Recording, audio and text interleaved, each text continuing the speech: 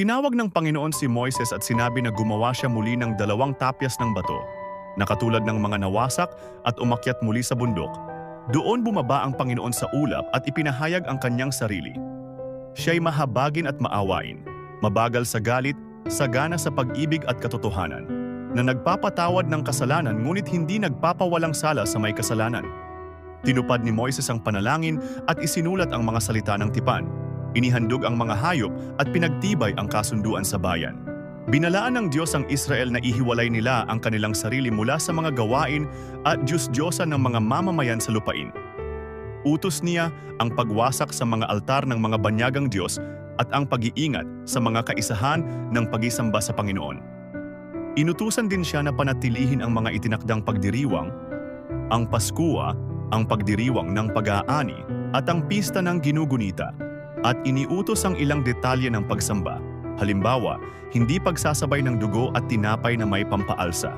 Pagkatapos ng pananatili kay Jehovah sa bundok ng 40 araw at gabi, bumaba si Moises na ang kaniyang mukha ay nagniningning dahil sa pakikipag-usap sa Diyos.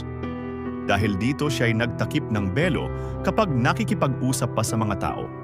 Pagkatapos, ipinahayag ng Panginoon ang malinaw na mga tagubilin para maghanda ng isang bahay ng pagsamba para siya'y manahan sa gitna ng bayan. Tinawag si Moises upang tipunin ang sambayanan at humingi ng voluntaryong handog, ginto, pilak, tanso, pinong tela, lana, balat, kahoy, langis at pampalasa, at hinimok ang mga may kakayahang manggagawa na magsipag.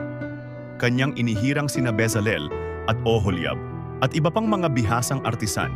Pinagpuno sila ng Espiritu ng Diyos ng karunungan, pag-unawa at kakayahan upang gawin ang lahat ng kinakailangan sa tabernakulo. Dumami ang mga handog ng bayan at nagsimula na ang paggawa.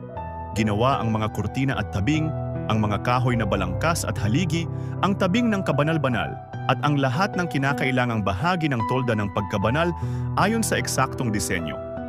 Dahil sa kasaganaan ng inialay, pinigilan ni Moises ang karagdagang pagdadala ng materyales.